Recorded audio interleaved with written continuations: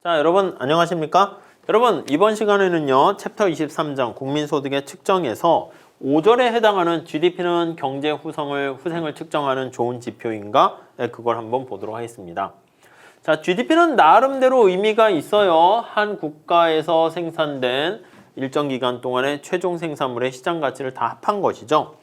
자, 573페이지 한번 보시면 앞서 세 번째 줄 보시면 앞서 살펴본 바와 같이 GDP는 한 나라의 총소득이면서 요거 한 나라의 총소득이면서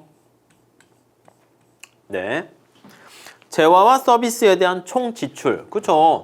어떤 상품을 생산했어. 그리고 누군가가 돈을 받게 되면 또 이제 총 지출하게 되는 거랑 값이 똑같아집니다. 그래서 이렇게 되는 거 알 수 있어요. 자, 따라서 1인당 GDP는 자, 평균적인 사람의 소득과 지출을 나타내서 우리가 1인당 GDP가 거기 나와 있는 평균적인 개인의 후생으로 표현을 하게 됩니다. 그래서 여기다가 좀 더 개인의 후생은 생각해봐요. 우리가 중국이 GDP가 높아. 근데 인구가 되게 많아. 그러면 사람이 많으면 나눠 먹을 수 있는 파이도 혼자서 먹을 수 있는 파이도 작아지는 거죠. 그러니까 1인당 후생을 측정할 때는 자, 이거를 1인당 평균 이렇게 나타내니까 그래서 이 GDP를 인구수로서 이렇게 나눠가지고 이제 좀 표현을 하게 되면 뭔가 후생을 나타내는 지표다 이렇게 보시면 되겠습니다. 자, 여기서 나름대로 GDP가 후생을 나타내는 지표다 이렇게 볼 수 있는데 이 견해에 대해서 야 이건 좀 그래 해가지고 비판하는 사람이 있습니다. 비판이라 할까 반박할까 반론 있습니다. 자, 거기 보니까 1968년 로버트 케네디 상원의원이 대통령 선거에 입후보 했을 때 다음과 같은 비판을 해서 감동을 줬대요. 보면 자 읽어볼게요. GDP는 우리 자녀들의 건강, 교육의 질, 그들이 놀이에서 얻는 즐거움 등을 반영하지 않는다. 그쵸? 즐거움과 여가, 건강 이런 게 반영이 안 되고 시의 아름다움이나 결혼 생활의 건강함, 국정에 대한 논쟁에서 나타내는 어떤 번뜩이는 예지, 공무원들의 정직성 이런 것도 포함되지 않습니다. 자, 우리의 용기나 지혜, 국가에 대한 헌신도 반영하지 않습니다. 그래서 GDP에는 우리의 삶을 가치 있게 만들고 우리가 미국인임을 자랑스럽게 만드는 것들을 제외한 나머지의 모든 것들을 포함한다. 이렇게 해서 야 진정한 후생을 측정하는 지표로서는 마땅치 않다. 이렇게 얘기합니다. 맞습니다. 근데 왜 우리가 GDP가 그나마 후생을 측정하는 지표로 옹호하는가? 이러한 주장들을 한번 살펴보면은 자, 첫 번째 완벽하진 않지만 이게 완벽하다고 주장하는 사람은 없어요. 그렇지만 그렇다고 뭐 측정을 해야 되잖아. 우리가 시험을 봐서 점수로 매기는 거 그게 그 사람의 능력을 나타내는 건 아니지만 어떻게 그럼 사람들로 하여금 적재적소에 적합한 사람인지를 평가하겠습니까? 그래도 이제 점수와 계량화할 수밖에 없는 거죠. 자, 그래서 거기 보시면 GDP가 높을수록 그러니까 완전히 매칭되는 건 아니지만 행복한 생활을 영위하기 쉽다. 행복과 관련된 게 높은 모습을 보이더라. 돈이 다는 아니긴 하지만 자, 그래서 GDP가 어린이들의 건강을 반영하는 건 아니지만 GDP가 높은 나라들이 어린이들의 건강을 좀 더 잘 반영할 수 있습니다. GDP에는 교육의 질이 케네디가 얘기한 대로 포함되지 않지만 GDP가 높은 나라가 교육제도가 더 우수하고 GDP는 시의 아름다움을 반영하지 않지만 GDP가 높을수록 사람들에게 글을 읽고 그리고 시를 즐길 수 있는 그런 가르침을 줄 수가 있고 GDP는 지적 우월성이라든가 정직성, 용기, 지혜 이런 것들을 반영하지 못하지만 기본적인 물질적 욕구에 대한 걱정이 없이 이러한 덕성을 보다 쉽게 증진시킬 수 있습니다. 그러니까 뭔가 기본적인 생리적인 가장 베이스가 되는 먹고 사는 문제가 해결돼야지 우리가 다른 여타 문제 있잖아. 뭐 거기 시의 아름다움 이것도 어느 정도 이제 먹고 살 걱정이 없을 때 즐기게 되는 거죠. 자, 그래서 정리를 하면 우리의 삶을 가치 있게 만드는 요인을 GDP가 직접 포함시키는 건 아니지만 가치 있는 삶을 실현하게 되는 GDP가 가치 있는 삶을 실현하기 위한 기반을 마련해 주는 겁니다. 전제 조건을 기반을 마련해 주는 어떤 능력을 제공한다. 뭐 그렇게 보시면 되겠습니다. 자, 그래서 물론 GDP가 완벽한 그거는 아니죠. 뭐 이렇게 하지만 여기 나와 있는 것처럼 또 비판 중에 하나가 뭐 옹호하는 사람도 마찬가지예요. 그래서 but 나름대로 현실에서 어쩔 수 없긴 하지만 거기 마지막 단락 보시면 어떤 사람이 돈을 많이 벌었어. 근데 매일같이 일하고 주말에도 쉬지 않으면 GDP는 증가하겠지만 이로 인해서 모든 사람들이 행복해지는 것은 아닙니다. 그래서 여가 없이 일만 해, 노동만 해, 이렇게 일만 해. 이렇게 하면 어떻게 되겠어요? 아니 이러면 GDP는 증가하겠지. 우리가 앞서 살펴본 것처럼 여가 없이 일만 해 이렇게 하면은 GDP는 증가할 수 있지만 야 과연 이게 바로 행복일까? 이런 문제가 발생합니다. 물론 반대도 마찬가지입니다. 이제 우리가 이제 너무 일을 많이 하는 나라 중에 하나죠. 그래가지고 야 주 4일만 일하자, 주 3일만 일하자 이렇게 됐어. 좋은 거 아닙니까? 여가를 즐길 수 있고 맞지. 근데 뭐야? 자, 주 4일만 일하니까 소득이 줄어듭니다. 그럼 또 아마 또 싫어하는 사람 많이 있을걸요? 그러니까 우리가 기본적인 생각은 주 4일 근무를 했다. 그럼 이제 소득은 이전과 동일한데 일을 적게 하고 여가 즐길 시간이 있다. 이렇게 되면은 그거는 좋은 거지. 근데 이제 보통 현실에서는 자, 주 4일째 근무합니다. 대신 일을 덜 하는 만큼 임금 깎을게요. 이렇게 되니까 사실은 문제가 되는 거죠. 자, 그래가지고 거기 나와 있는 것처럼 많은 사람들이 여가에 손실이 발생하는 거죠.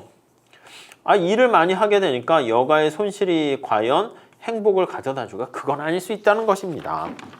자, 다음 페이지 한번 가보시면 네, 또 GDP의 어떻게 보면 한계라고 할 수 있습니다. 자, 여기 but 해가지고 GDP의 한계.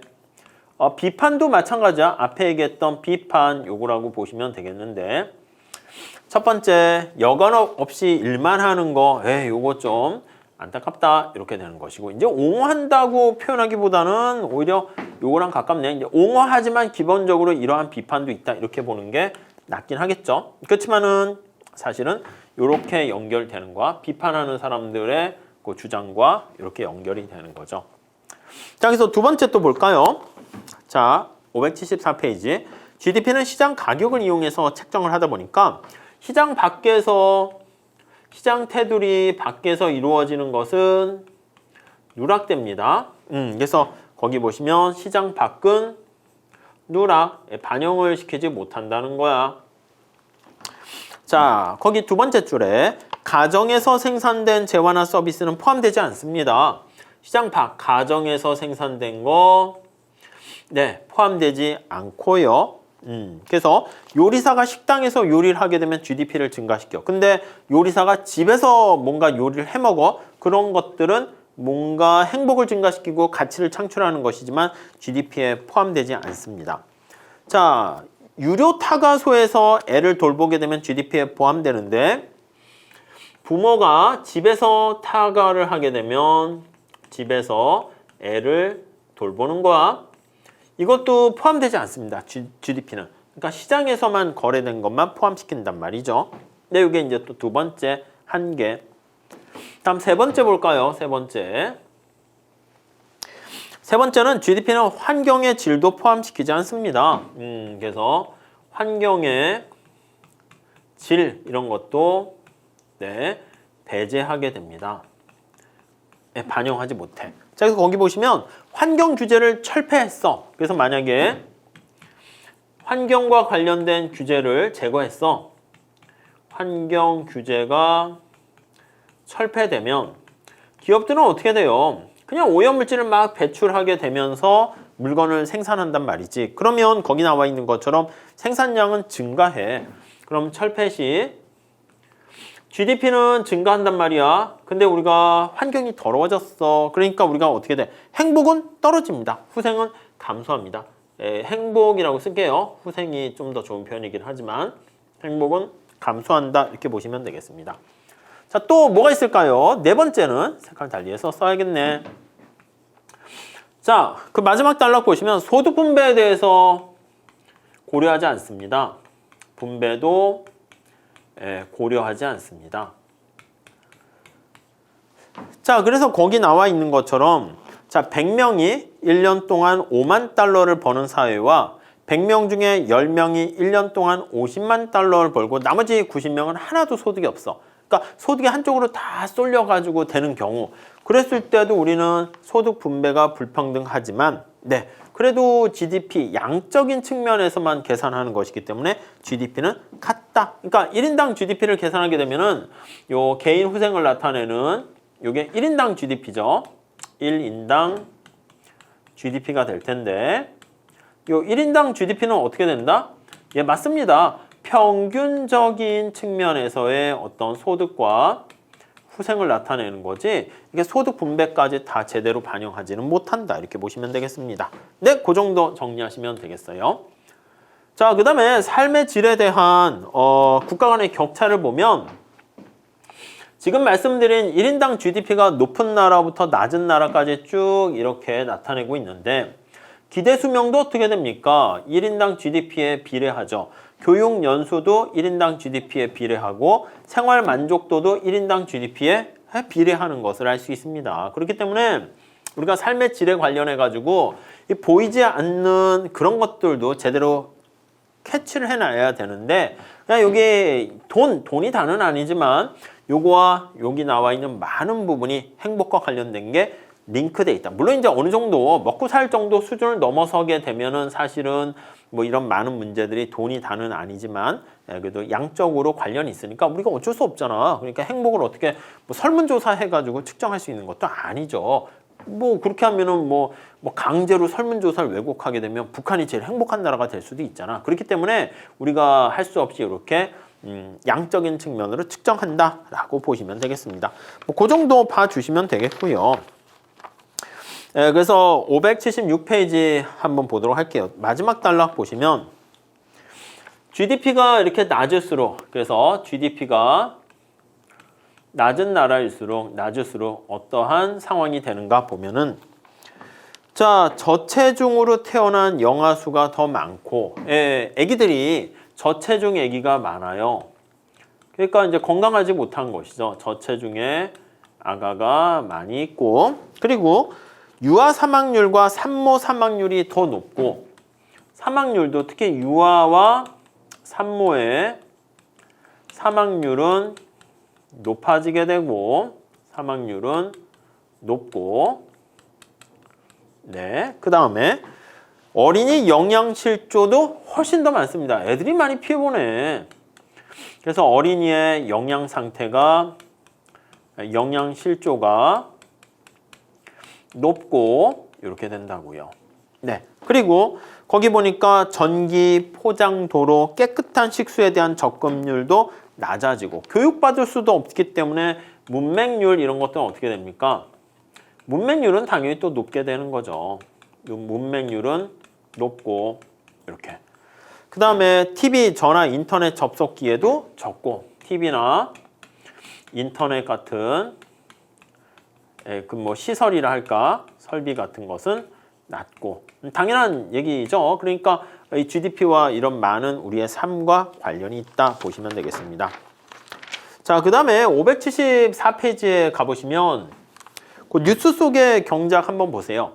섹스나 마약이나 GDP 같은 거 표현하고 있는데 프랑스 정부가 이렇게 얘기했습니다. 외견산 공표 아닌 공표를 했다 이렇게 나와 있어요. 자, 당연한 얘기긴 한데 프랑스 정부가 읽을 거리 한번 볼까요? 읽을 거리 이렇게 한번 읽어보세요. 프랑스 정부가 뭘 얘기했습니까? 라고 하면은요. 외견산 공표 아닌 공표를 했다? 이 불법 약물이라든가 매춘을 마약이라든가 아니면 매춘 사업 이런 거 있잖아. 이런 것은 GDP에 포함시키지 않겠다 이렇게 했습니다. 당연히 포함되지 않는 거 아니야? 왜냐하면 우리가 앞에서 봤을 때 GDP라는 것은 합법적인 시장에서 거래되는 것을 우리가 얘기하는 건데 이거는 당연히 합법적인 것도 아니고 시장에서 제대로 포착되지 않기 때문에 GDP에 원래 포함시키지 않았어요.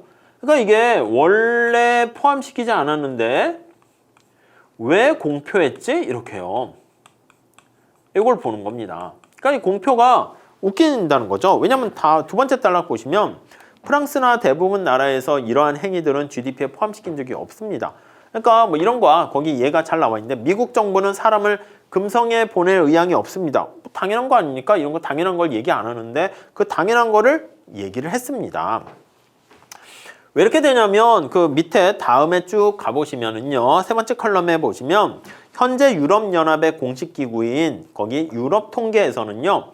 많은 이런 불법 행위들 있잖아. 이런 것들. 이런 게 진짜 약간 지하경제지. 지하경제.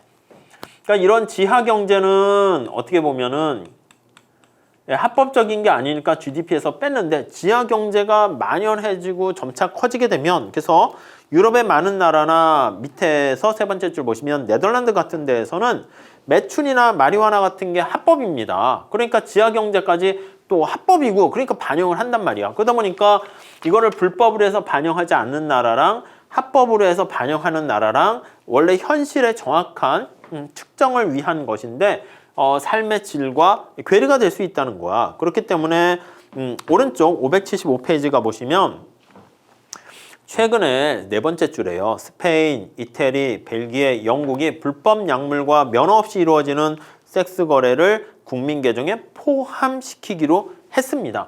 그러니까 이제 프랑스는 우리는 안 할래 이렇게 얘기했다는 거예요. 자, 그래서 거기 뭐 블러블러 나와 있는데 한번 그건 읽어보시고 오른쪽에 토론 질문도 한번 봐보세요.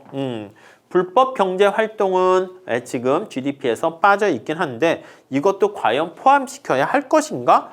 당신은 어떻게 생각하는가? 그런 내용들이 있으니까 한번 고민을 해보셨으면 좋겠습니다. 자, 그 정도 하고 문제를 한번 봅시다.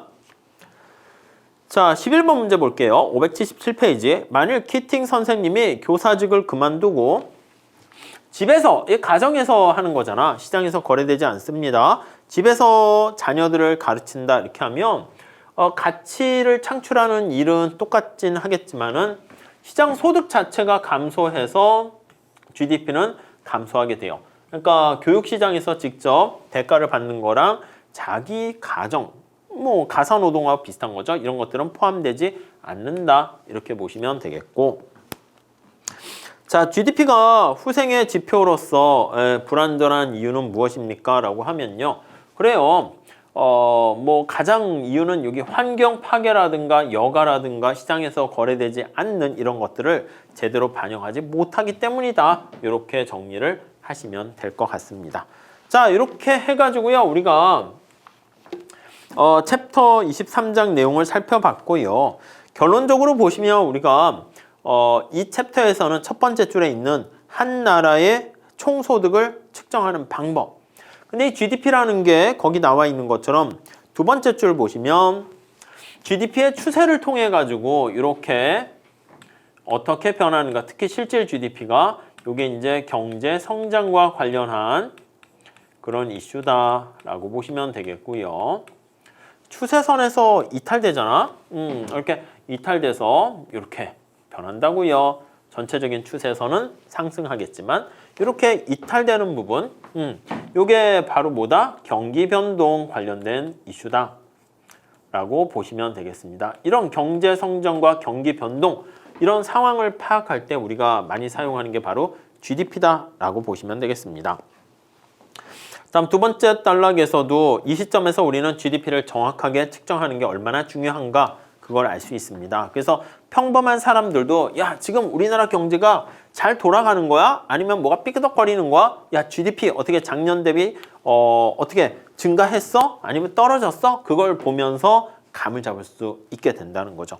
그래서 GDP와 같은 이런 통계 수치와 데이터가 잘 구축되어 있는 나라일수록 지금의 상황을 잘 진단하고 앞으로 뭐가 어떻게 흘러갈 것인가 그런 것들을 체크할 수 있게 된다라고 보시면 되겠습니다. 자, 이렇게 해가지고요. 우리가 23장을 마무리 짓고 뒤에 뭐 복습 문제, 좋은 문제들이 많이 있습니다. 여러분들이 한번 풀어보시면 될 것 같습니다. 자, 그렇게 정리하시고 다음 시간에는요. 챕터 24장에 생계비를 어떻게 측정할 것인가 그거에 대해서 한번 살펴보도록 하겠습니다. 자, 여기서 마칠게요. 감사합니다.